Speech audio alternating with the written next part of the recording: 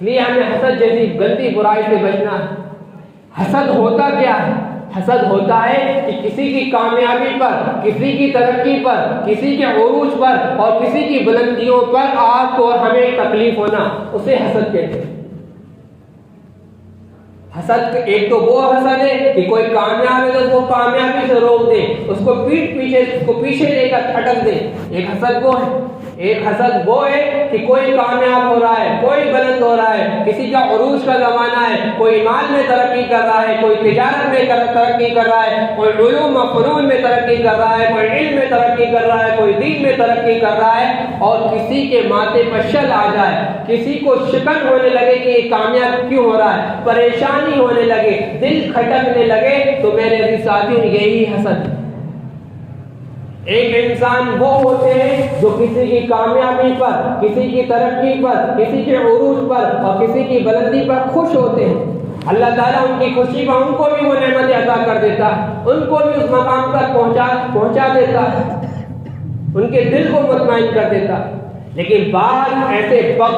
ہوتے ہیں، ایسے گندے لوگ ہوتے ہیں جو کسی کی کامیابی ان کو ہضم نہیں ہوتی، کسی کا عروج ان کو ہضم نہیں ہوتا، کسی کی بلندی ان کو ہضم نہیں ہوتی، ان کے پیٹ میں درد ہوتا ہے، ان کے دل میں درد ہوتا ہے، وہ پریشان ہوتے ہیں، ان کی راتوں کی نیند چھن جاتی ہے، وہ برباد ہوتے چلے جاتے ہیں، اور اللہ تعالیٰ ان کی نعمتوں کو چھینتا چلا جاتا ہے اور ان کو ناکام کرتا چلا جاتا ہے۔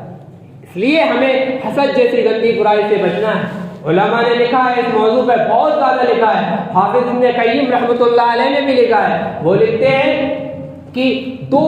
نظریں بڑی گندی ہوتی ہیں،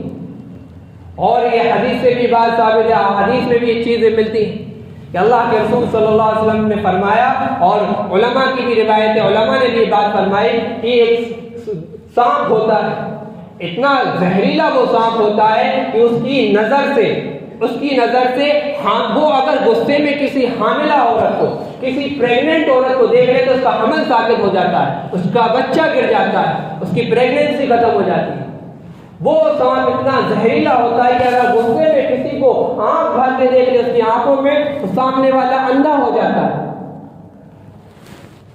اللہ کے رسول صلی اللہ علیہ وسلم نے فرمایا، علماء نے اس بات کو نقل کیا ہے، حافظ ابن قیم نے اس بات کو نقل کیا، وہ فرماتے ہیں کہ اس سانپ سے زیادہ گندی، اس سانپ سے زیادہ زہریلی اس شخص کی نگاہ ہے جو حسد کرنے والا ہے۔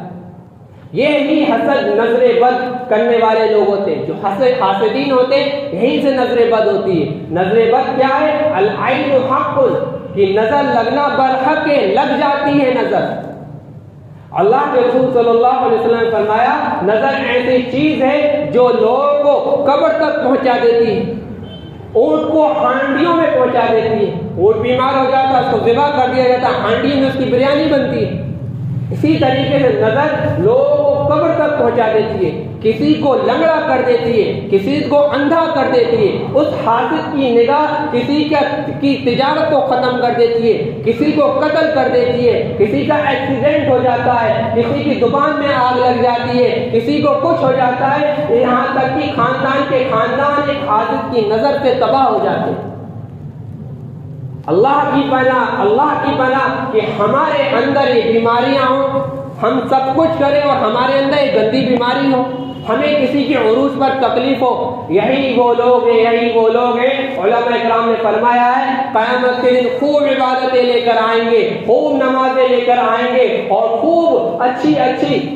دین کی محنتیں لے کر آئیں گے، لیکن ان کے اوپر ان کے جب اعمال نامہ دیا جائے گا، کیونکہ اعمال نامے میں لکھا ہوگا تم نے 50 قتل کیے، تم نے فلاں کو لنگڑا کیا، فلاں کو اندھا کیا اور فلاں کی دکان لوٹی۔ وہ کہے گا،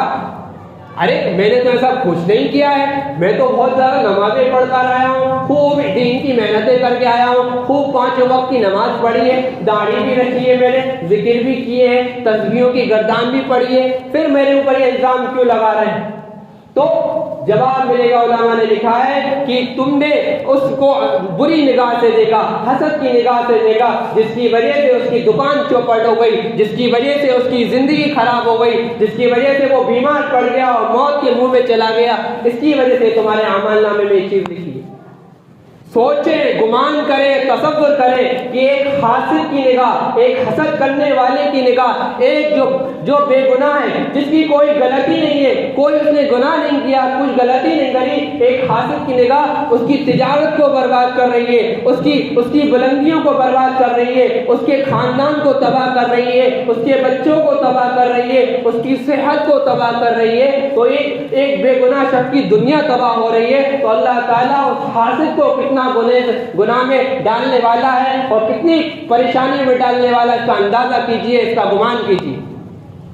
एक बेगुनाह शख्स की जिंदगी तबाह हो रही है एक हासिद की वजह से, एक बदनजरी की वजह से। तो मेरे अजीज साथियों, जो हसद करने वाला है उसको कितना गुनाह दुनिया में पड़ने वाला है, उसको कितना गुनाह आखिरत में मिलने वाला है, जरा गुमान